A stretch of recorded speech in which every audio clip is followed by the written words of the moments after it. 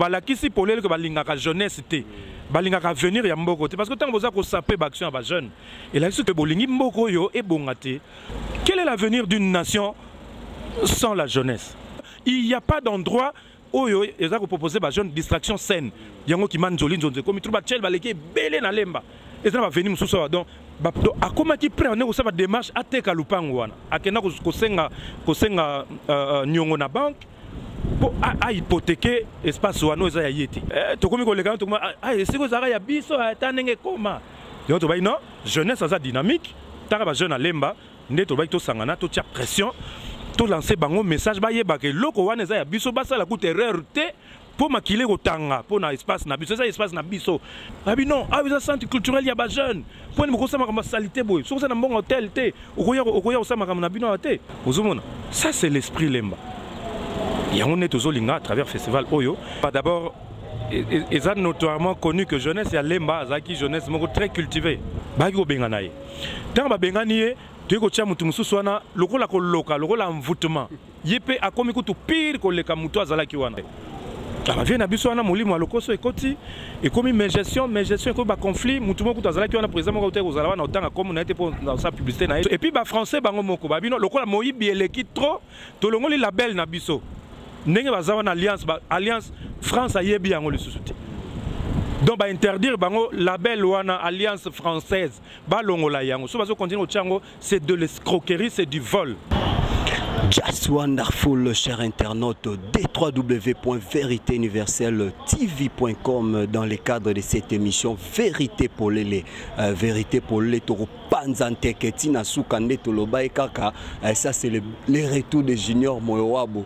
Laissez-moi vous dire que nous sommes là quelque part dans la commune de Lemba. Le président Roch Bokabela Bodo, mon premier binomo boebike organisation ya festival moi na Lemba. Bon mona ki ba image ya sport to eto betama sur la festival na président ekoleka ndenge nini. Mais curieusement à part festival lié au esengela ki festival et salama li angweza arrêté et pas à parquer.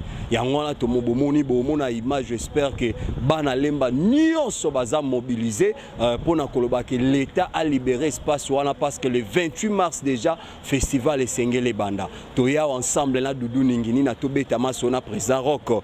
J'espère que bomoni le président Roch Bokabela Bodo est déjà là. Salut président. Salut Moyoabo Junior. Président, je suis très ravi, c'est pour la toute première fois na salle émission nayo. Président, parlons un peu à ce qui concerne les festivals Mwana Lemba. Pourquoi d'abord concept wana festival Mwana Lemba? Bon, festival Mwana Lemba eza likanisi ya ba jeune ya Lemba au basangani na kati ya conseil communal ya jeunesse. Ba sali état de lieu, ba moni que non commune abiso eza susu ndenge ezalaki te. Commune abiso pratiquement eza sous na différence te na ba commune mususu bana ya Lemba eza sous na différence na bana ba commune mususu. Yango ba réfléchissaki ba non il faut ba créer événement occasion moko boye ou ko regrouper ba jeunes autour ya idéal moko boye. Yango ba ki concevoir festival wana festival Mwana Lemba. Question, il y a qu'à réunir Bana Lemba nyonso autour il y a distraction saine à travers les activités culturelles, à travers échanges, conférences et jeux concours. Et voilà. Alors pour cette première édition, proposer Kingai Nazala Bongo président, il y a conseil d'organisation et puis lokola Nakata Festival Wana on a célébré pratiquement talent na célébrité à commune à Lemba et comme ça coïncidait pratiquement avec mes 30 ans de carrière ne va profiter pour célébrer événement wana donc tout célébrer ensemble na bango. Voilà un peu concept origine ya concept wana Mwana Lemba. Président Roch Bokabela Bodo étant natif à Lemba donc Lembaltek selon Ndengo Kola na Lemba. Qu'est-ce que tu as vu et pas jeunesse au Monique et Zali Sundenge Zalaïté? Bon, jeunesse y a Lemba d'abord, ils ont notoirement connu que jeunesse y a Lemba, Zaki jeunesse très cultivée. Donc c'est ça, il y a un monde qui caractériser Bisso. Donc bana Lemba tant bazotanga, tant bazo donc Lemba na Bisso bana Lemba tout ça caractérisé na activité culturelle, activité ça la rappelle na savoir, ça la rappelle na intellect. Hein? Lemba, tout ça na jeu na biso lokola ba Scrabble, commune leki lemba na jeu ya Scrabble ezate na tango wana ndenge zalaki. Lemba bazaki bandolinga ba jeu lokola ba jeu d'échecs. Hein? Activité il y a activité quotidienne, il y a bana lemba ezalaki au mona bango à l'enceinte de la paroisse na bakaye na bango bazotanga au mona bango tout au long ya fikine bazo profiter na mwinda wana bazotanga à partir de 18h au mona bazotambola na bakaye bazotanga tout ça qui n'a pas activité culturelle scène production théâtrale chaque semaine au mona que les amis de la culture vont se donner rendez-vous chaque semaine pour la production et l'activité va empêcher les jeunes de élever la commune notamment délinquance juvénile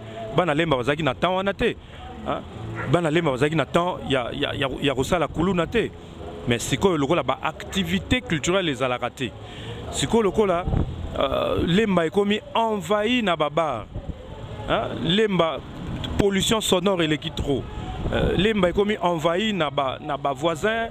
Bon, c'est vrai moi crispé koti papa na biso lemba teki mapangu kei ailleurs bimi lemba tout o ba yeko somba na lemba sika adopter esprit wana te ya lemba esprit lemba adopter parce que souvenez-vous les tout premiers habitants ya lemba ya na biso dago. Donc les tout premiers habitants, papa Nabiso Zaki, Bazaki Bakalaka, c'était des évolués, Bazaki fonctionnaires à l'État et c'était pas n'importe qui. Bangonde Bayaki, donc tellement Bazaki intellectuel et aussi le coup Lemba et Bandeko abrité 2 camps, il y a étudiants mariés.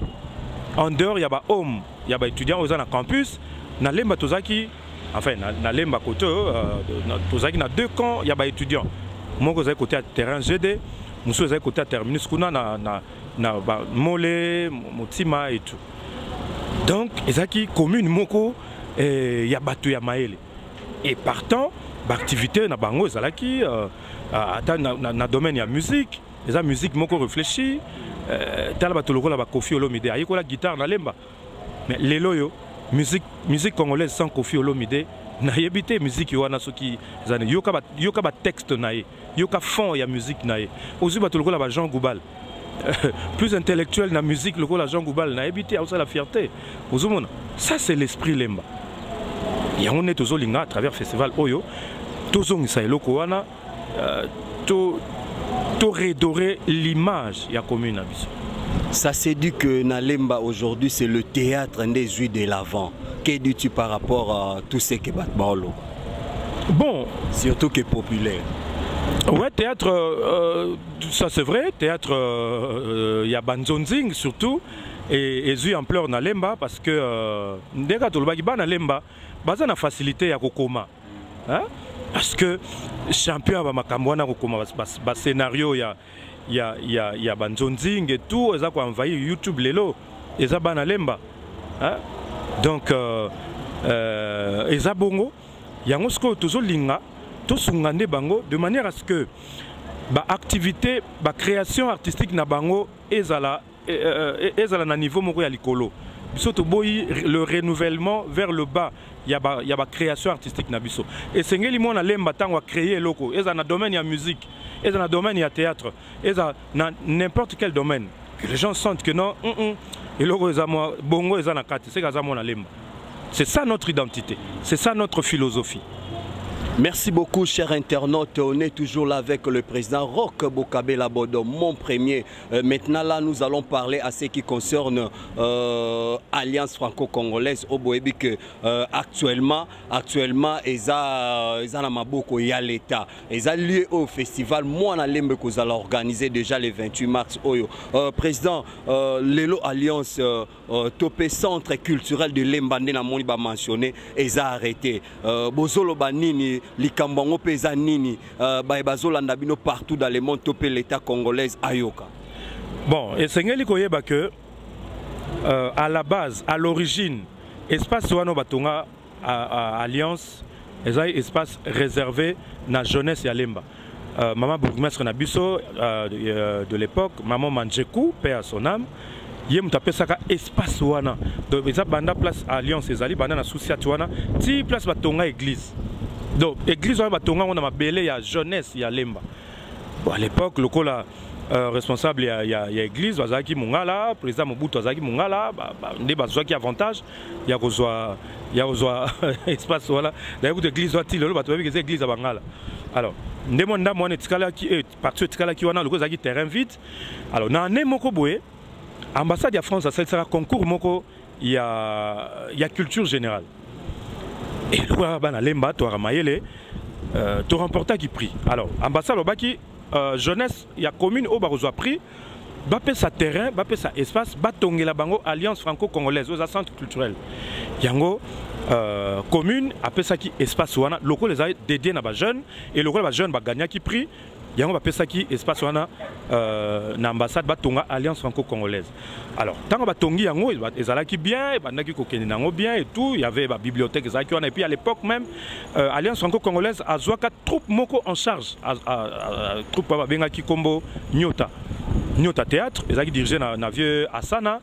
Et c'est que yango ne bota ba biso nyoso yo ba bonbon fifi ba leka wana ba Didier Basambombo ba Mindondo ba Di Muzuri ba Alfred Bongala ba Mama Chibo donc c'est vraiment la grande école. Et ça qui subventionné soutenu par l'Alliance congolaise et c'était une très bonne chose. Et après wana bambula eleki molimo ya lokoso bandi ko kotela bato oyo bandi ko gérer parce que alliance ane ko pesa ka misolo mais ko gérer makamunyo sur na kati ya site ezaki ba congolais ba vient na biso wana molimo ya lokoso ekoti ekomi mes gestion ko ba conflit mutu moko tazala ki wana président moko te kozala wana otanga comme na été pour dans sa publicité na été donc akoma ki prêt ane ko sa ba démarche ateka lupango wana akena ko senga nyongo na banque pour a hypothéquer espace wana eza ya yeti dépend que tant voyez batal au espace où Africa va répéter kawa bata basket ba s'entraîner kawana judo club il y a maître Magema va répéter kawa va travailler kawana et tout et puis bata bazotanga ba koyer la français informatique ya binan vous allez voir le naton ko la la muka tout monde a battu communiquer ba activité nyo soit suspendu donc pour espace éthique à la vide bata banque tant ba ya kotala terrain à vide tout soit yango heureusement na dynamisme toujours il y a jeunesse il y a Lemba. Tu as dénoncé yango et puis tout ça qui est fort, tout comme les bakonzi, tout ça les basitini, banini, bagi benganaye. Tant ba benganie, tu es coaché mutu mususwana, loko la koloka, loko la envoûtement. Yepe a comme tout pire que les kamuto azala kiwana. Alors yango tout ça qui sont même démarche. Tout le monde qui bourgmestre na biso, tout le monde qui bakonzi, tout bon, loko les abongo. Bazong ça se passe na biso. Et puis ba français bango moko babino, loko la moyibi eleki trop, tout le monde les label na biso. N'enge bazawana alliance France a yebi yango le sous-souté. Donc ba interdire bango label wana alliance française ba longola yango. So bazo continuer au tchango, c'est de l'escroquerie, c'est du vol. Yango so ba le ko komi boye, bozong so espace na biso, to tchango so ki centre culturel de Lemba.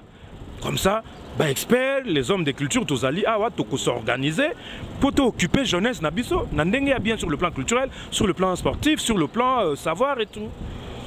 Alors Batouana balongwa alliance France a boyi na makambo bozong sala bana batu espace na bango balingiti ya to sala ba démarche bourgmestre ande ko soutenir biso to keti na tribunal tant jeunesse baké ba sambi na tribune na les deux parties ba même que les deux parties bazana droit mo côté na espace wana. Alors en conclusion tribunal a qui décidé ba sceller yango jusqu'à ce que jeunesse le cas besoin de la publicité festival nabiso parmi les sites Oyekozala Alliance Ezali. Alors il y a un autre non il faut toute pression parce que bato na tango tokangi boye mboko yo bato mususu pe bazata musu balinga kanyaka trop on a bango tango bakene ko luka bakota peut-être lokola balakisi polele que balinga ka jeunesse té balinga ka venir ya mboko té parce que tango boza ko saper action ba jeune et là ce que bolingi mboko yo e bongate yango wana tobino ko banga tamsu lokola balinga jeunesse té lokola balinga mboka té ba okene ko sala manianga de manière à ce que ezalaka bongo makambo ezalaka flou ti date ya festival eleki ti okomona bakopere na baindien moko boye bomona 15 niveau moko emata wana tokomi koleka tokoma esiko ezalaka ya biso ata ndenge ekoma donc tobai non jeunesse aza dynamique taka bajeune alemba nde tobaki tosangana totia pression tolancer bango message bayebaka eloko wana eza ya biso basala kuta erreur te pour makile kotanga pour na espace na biso ça espace na biso jeunesse ni nango dans espace ya ko se retrouver te mboke komi kaka ba immeuble zo mata ba station ata place moko te parc moko boya ba jeune foire ezaka rendez-vous fikine le 2 juillet foire comment mboka ba kuzu ezaka una soni so fikine fungama lelo ke na bana ok na famille. Donc jeunesse y aller dans un espace moroté oyo bakokene donc nake kuna tana moi na betatama Scrabble na kotatama bibliothèque na sumata livre vraiment librairie hein tamso spectacle ko kozala ou bien concert moko ya musique ya solo ou ko élever batou atama concours moko ya poésie non on en a pas donc moi espace moko kaka owana oyo bakonzi ya commune na biso babombelaka biso yango toko lutter toko bundela yango tina suka bazongisela biso yango toboyi batata moko balingaka na bango ba jeune te bakomisa ngo bilanga na bango net na minute avant ba sele bakoni ba fleur ba botisi ba matiti voiture ba kiti 2 et comme ikuzu na kati ya lemba. Oh moi je me rappelle je crois yebita on a répété wana Africa, maman moko bengana tonton moko wana. Donc azo avandi asoma sucré moko na musique na likangu na yeba vandi wana en plein air on ko s'embrasser. Maman na ya gangeli on yemta azaki na restaurant wana. Abi non, ça centre culturel ya ba jeune. Pour ni moko sama comme salité boy. So ça na bon hôtel te. Okoya osama comme na bino te. Boke na hôtel abengani bango. Mon esprit alliance ndenge zalaki. Parce que le ko ba kolisi matiti. Ochi ba kiti 2 à 2 moulili. Mais président, avant bozalaki na problème na Béa wana bobundi na badide basambombo bosali nyonso ti Béa yo kende bolonge tumba wana mais quelqu'un d'autre aye ko bima lisusu tandis que na kati ya festival mwana lemba bozana ba honorable lokwa ba dunia kilanga que je sali bozape na ba honorable bolema je crois mais eloni nezo salake bo tumba kaka na masengi mia ya makambo bon yango moni makambo nyonso nde tozosala bahonorable bazoyeba yango bahonorable bazoyeba yango ekineno na maboko ya justice justice amoni ke non bato oyo baza na nzela te bazobundisa jeunesse nde justice a tranché bakangi yango alors mpona ko efungwama yango nde tozolanse bapele bahonorable bazolanda mpo so balalisika ya misu ekoma mobu nalemba eza bato bazangi to bakoki kobundela biso chef ya gouvernement actuel aza papa na biso alemba. Et puis, anyoko manabiso, ayebi ndenge to beta ba makolo, pona makambo ya culture. Donc, bazolanda biso, peut-être moi misala et lesquels bango ebele, moi ba yeba makambo, yango moni to salaki siti wana, pona message ekomela bango, eza lokola signal moko d'alerte pona bango, ba yeba que non, espace wana bakoki ko spolier yango te, bakoki ko lukate ba pesa yango soki ba indien, soki ba libanais. Au détriment ya jeunesse. Donc appel wana activité action autosali wana c'est tout un message pour na ba oyo nyonso o bazana droit ya ko décider pour na espace wana estikala seko na seko ya jeunesse parce que le danger c'est quoi plus ba jeune bazana esika ya ba distraction sainteté plus ba ko se livrer na ba activité oyo eko mema bango na mabunga lokola kokende na babar kokende kosala bakuluna parce que baza na bisika te akei ezue tamsu 3 heures du temps avant dika azolanda spectacle théâtre azolanda concert ou bien azolanda conférence moko ou bien azolanda film ba projection vidéo soki ba place ya bongo ezali te toko banaka ko se déplorer ba kotela ki batu to mona ki bandumba ba leki belé na lemba ba veni moko ba bomaka minda po ba chel ba leki mais oui baza na raison parce que il y a pas d'endroit oyo eza ko proposer ba jeune distraction saine yango ki man joli nzonze comme trouba chel ba leki belé na lemba eza ba veni mususu donc ba papa ba tchaka susu ba minda na nzela te so tie mwinda ba bombi ba panzi yango ba bar leki belé na lemba ba bar nde ba bar tano ba bar mo en face école Mokengeli Et bah on soki ya ndien soki ya nani. Même na mira mokengeli batsa ba kiti 2-2. Na mira mokengeli wana vraiment na mira école. Bati ba kiti 2-2. Bon, est-ce que vous avez un souci pour jeunesse lobby azala nani? Bozo boma do bazo détruire jeunesse ya mboka. Or so bo détruire jeunesse na ba bar, na masanga, ba nini. Donc c'est que mboko lobby ils a appelé à disparaître. Parce que quel est l'avenir d'une nation sans la jeunesse? Ndé yango moni lutte na biso yango wana de manière à ce que zakara pour un festival teza pour espace wana etikala seko na seko espace il y a ba jeune il y a commune il y a lemba. Voilà. En un mot président, au cas où l'État a payé permission de Topazong Selbino centre wana te festival et kozala to kozala te soki kozala et salma wapi. Non, soki bazong ici sal wana te festival et au salma nango toza déjà na plan B na biso. Bon, évidemment, Nakati y a alliance et l'ingaki yango neto l'ingaki érigé une sorte de village, un village Lemba avec 13 stands. 13 stands, ils ont représenté 13 quartiers, il y a commune à Lemba. Donc l'ingaki zala lokola une mini foire dans chaque jour. Stand wana exposant bazali ko exposer savant na biso alemba ko exposer biloko na biso obi na lemba tozana savant ebele vie na biso manadia asala bakisa malaria bakisa banini c'est un savant il faut pas toper ça en occasion ko exposer tozara na vie na biso akufa vie ando sala masanga moko boye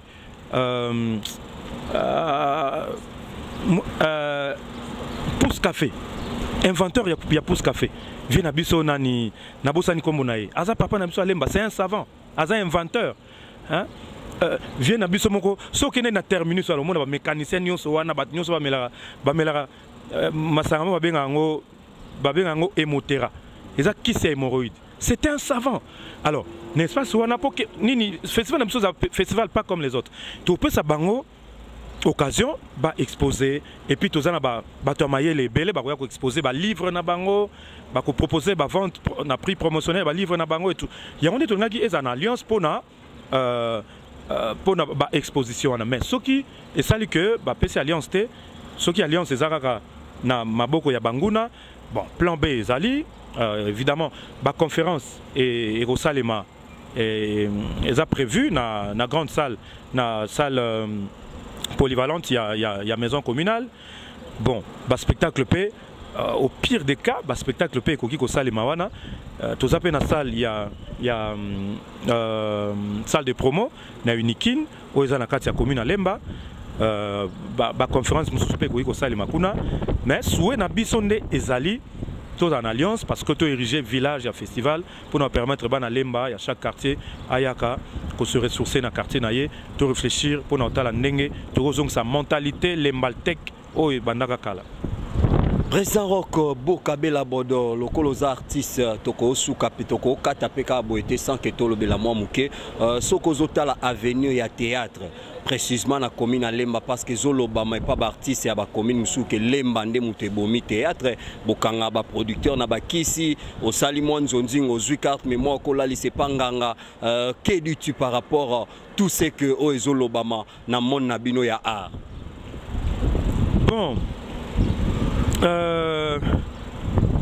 à venir il y a théâtre ezali eza sombre ceux qui artiste à Lemba va se remettre en cause. Un artiste doit toujours se remettre en question. C'est-à-dire il faut viser qualité, viser toujours qualité dans l'œuvre. Surtout ça pour enrichir les autres. Surtout comme ceux qui sont comédiens à Lemba, beaucoup de vaches laitières. Il y a des responsables de la chaîne YouTube, il y a Poto, ça sera déplorable. Ça sera déplorable. Oh bon ça les allez œuvre d'esprit. Œuvre d'esprit va s'arrêter en anglais. Comment est-ce que vous avez un film, ça 10 épisodes, 15 épisodes, avec $300. Vous avez combien, Bokaboula, combien? Vous avez bon, moi je préfère encore que tu aies fier. Mais fier, on est boudé, fier, on est allé, n'a pas sa valeur dans Moussa Nangai, n'a pas sa valeur dans Nzambe, ou a pas sa talent. N'a pas brader talent dans je préfère que tu fier par rapport à Moussa Nangai que n'a que se prostituer pour des miettes. n'a demeuré na pauvreté alors que bateau ça la misala bazo tonga ba immeuble bazo rouler carrosse dans la lemba puisque bazo ba ke bino bo ma théâtre et c'est ngali bo la muka. Si vous rendez compte, si vous êtes conscient na ba talent na bino et ce qui bateau bazo la na bino c'est parce que ba yebi que boza na talent bo yebi et belé, eh ben prenez-vous au sérieux. Bomi paie sa valeur. Il faut monter les enchères. Hein? Non, c'est pas le loyo. Et comme maintenant, na lemba, Modero a trop payé Villa Morobo, na mbonga théâtre, film, et sali succès. Ça serait un plaisir. Non, c'est pas là. Petit nanga douche. Aïe, a payé moi 3 Villa Morobo na salongo. Par rapport à film, naïe, où ça succès na YouTube. Ba petit nanga pomba, ba petit ba Herman. Et vous avez le sentiment que nous avons a 4 quarts de succès à YouTube. Ce qui est un succès, pour bien rabiso na bamomi na poto, pour bamomi na biso bazoka bamakangu na poto. En tout cas, ils sont déplorables. Toko progresser et to banara komi lela jusqu'à ce que Olembi au changer musala au théâtre foutaraté. Or les lukuta théâtre foutaraté. Ce qui théâtre foutaraté, nde batuana ya poto wana bazor luka ba on te voit ça là on va filmer va l'ex na YouTube. Mais babi bo kanga ba producteur na bakisi babi ce moi na lemba zu producteur atie na salo ko la kangie na kisi to carte mémoire que la le panganga pour filmer ça ba vu. Bon, moi je suis un professionnel. Nakoko ta considération parce que déjà na croire la bakisité. Voilà les débats photo na bango. Tu vas faire un professionnel. Biso kota la débat on a été. Président Bokabe la bodo tout ce qu'elle la question sous création oyo année oyo kokisa 17 ans, pardon, oui, 18 ans, le 27 mars. À venir, nango ezali radieux et ezali en rose parce que petit à petit, l'objectif nabiso, tout ça signaki na création nango, ezako kokisama. Et donc, ce que tu es sous sérieux, makasi, na persévérance, na patience. En tout cas, toko ça sous makambo minene parce qu'on n'est jamais arrivé. Et un artiste n'arrive jamais. Mais effort autre ça pour atteindre le sommet, n'est ça que tout ça makambo minene ou tombola. Le kumu ya culture ya mboka na biso pays Afrique mobimba. Dédicace na batu na poto comme na sou. Na pesa mbote na bana lemba nyonso ya poto ya Claude Moussaï. Quand nous sommes bunda koto pour la culture na lemba bo bino pe bozo bunda kuna na yebiki bozana fête munene ya bana lemba donc bozala de cœur na biso pour na festival awa eza na espace mongo pour na bino baya na biso bande na biso diaspora pour na repesa ba don auto repesa à la fin du festival to repesa tam suna ba orphelinat na ba école moi ba livre moi nini donc yango na lancer appel na bino tous ensemble bosunga biso pour to redorer l'image de notre commune aux Ali terni lelo naba envahisseur. Voilà. Merci beaucoup chers internautes, nous sommes arrivés à la fin de cette très belle émission Vérité pour Lélé. On était là avec le président Roch Bokabe Labodo, mon premier. Là le temps pour moi aussi de remercier tous ceux qui me soutiennent. Là je commence par celle que j'appelle Mama Sociale Sylvie Kabea et tout. Et aussi je vois les artistes internationaux. Là je vois Azmak la Canadienne, Motema ya Pepe Kibala et aussi je vois Aimé Larisse Moseka l'artiste international et sans oublier aussi celle que j'aime beaucoup appeler G-Mix et Remix Balobi artiste Moko hein?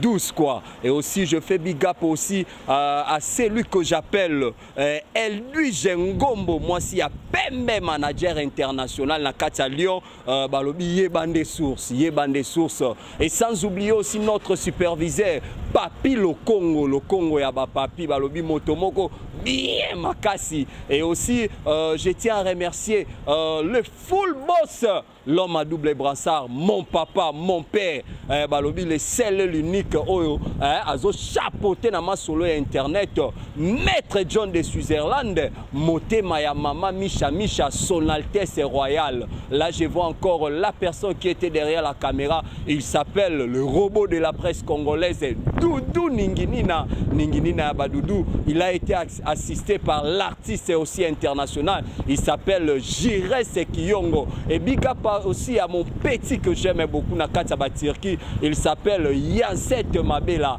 Et sans oublier celle que j'appelle ma maman chérie, maman Kapinga Henriette, Noélie Onembo Pasidiba, maman Nzeba, toute ma famille. Restez toujours branchés et à la prochaine numéro Toromo Nanape Toko Panzante Kelisusu Neto Mesana Kolobakaka Pona Kalabaleki na bango biso, mais bisora à trois choses, c'est-à-dire l'éthique, la déontologie et le professionnalisme.